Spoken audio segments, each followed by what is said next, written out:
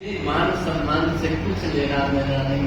किसी ने नमन कर लिया तो अच्छा, और किसी ने गाली दे दी तो अच्छा। मैं श्रवण नहीं करता, बहुत गालियां दी। नंदी तो तैयार हो गए मारने के लिए, लेकिन मैंने नंदी को शांत किया।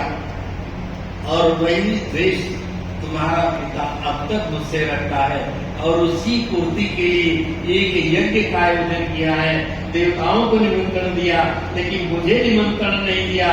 मुझे पता चले कि यज्ञ प्रारंभ हो रहा है, सबको निमंत्रण मिला है, इसलिए सभी देवताओं को एक निर्देश था कि कैलाश के ऊपर से आना। तो देवी, सब देवता तुम्हारे पिता की यज्ञ में भाग लेने जा रहे हैं। सती ने कहा, महाराज मेरे पिता से गलती हो गई होगी, वो मेरा पिता है, मैं उसकी बेटी हूँ। आज नहीं तो कल मान जाएगा। आप न जाए तो मुझे तो जानने की आज्ञा दे दें। पिता के घर, गुरु के घर बिना बुलाए चले जाना चाहिए। सती ने विश्वास व्यक्त किया, भगवान के सामने प्रस्ताव रखा कि पिता के घर और गुरु के घर बिना बुलाए चले जाना चाहिए। भगवान शिव ने उत्तर दिया, देवी ये ठीक है, पिता के घर, गुरु के घर बिना बुलाए चले जाना चाहिए, लेकिन जाने के बाद यदि उनके मन में प्रसन्नता हो तो वहां भी जाना नहीं चाहिए। आवत ही हर्षय नहीं, नयन बहत स्नेह, तुलसी कहा न जाइए, जहां कंचन बरसत गे। बहुत समझाया, सती नहीं मानी।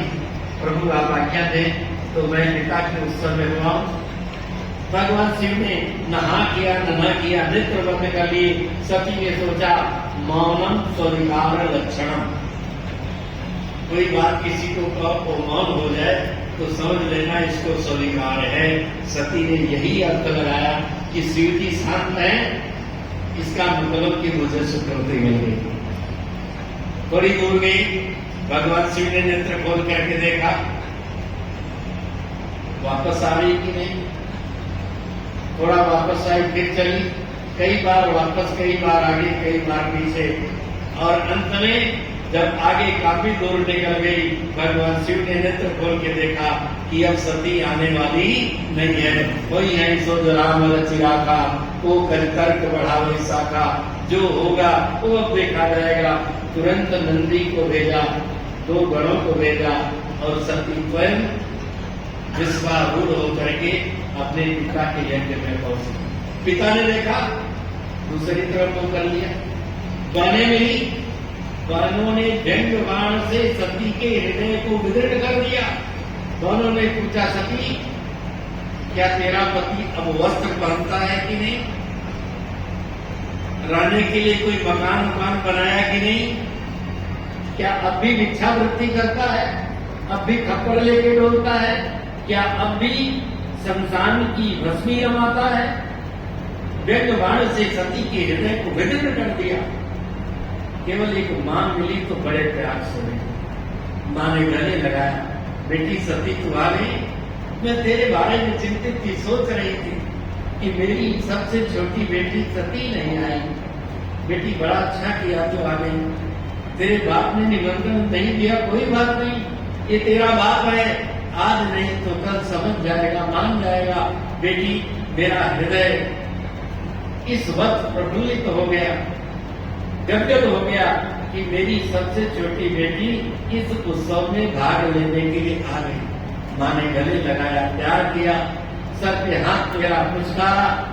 सब मुंह फेर लेते हैं, लेकिन मां एक ऐसी होती है जो कभी मुंह नहीं फेरती। मां तो मां ही होती है। मां का दर्जा किसी को दिया नहीं जा सकता।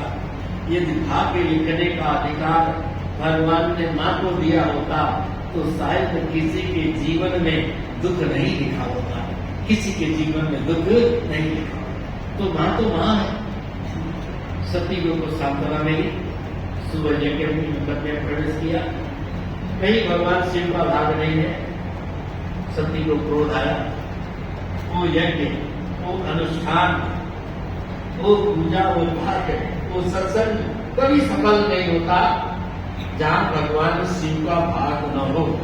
शिव माने होता है कल्याण, और जो भी हम अनुष्ठान, पूजा पाठ, सत्संग करते हैं तो किस लिए करते हैं? विश्व के कल्याण के लिए। सब में कल्याण की भावना होनी चाहिए और केवल अपने अहम की तुष्टि के लिए व्यक्ति करता है तो ऐसा यज्ञ अनुष्ठान कभी पूर्ण नहीं होता। सती ने कहा तू कल्याण के लिए नहीं, जहाँ शिव का भाग नहीं, कल्याण का भाग नहीं, अपने आप को संतुष्टि के लिए भी कर रहा है तो यज्ञ कभी सफल होने वाला नहीं है। और उसी यज्ञ मंडप में सती ने अपने शरीर को भस्मीभूत कर दिया। ये कथा आप सब जानते हैं। भगवान शिव को पता चला, भगवान शिव ने वीरभद्र को भेजा, यज्ञ विध्वंस हुआ, दक्ष को दंड मिला, यज्ञ आचरण में जो जो जैसा कार्य किए थे सबको दंड मिला। देवताओं की प्रार्थना पर भगवान शिव फिर यज्ञ में आए। दक्ष के गर्दन को जो वीरभद्र ने काटा था उसको बकरे का सर लगा करके जीवित किया और बकरे के सर में भगवान शिव की प्रार्थना कर दी। भोले बाबा प्रसन्न हो गए। अरे भोले बाबा क्रोधावतार नहीं है, जब क्रोध करते हैं तो पूरा विश्व कांपने लगता है, लेकिन फिर भी उनको क्रोधावतार नहीं कहा गया। उनको क्या कहा गया है?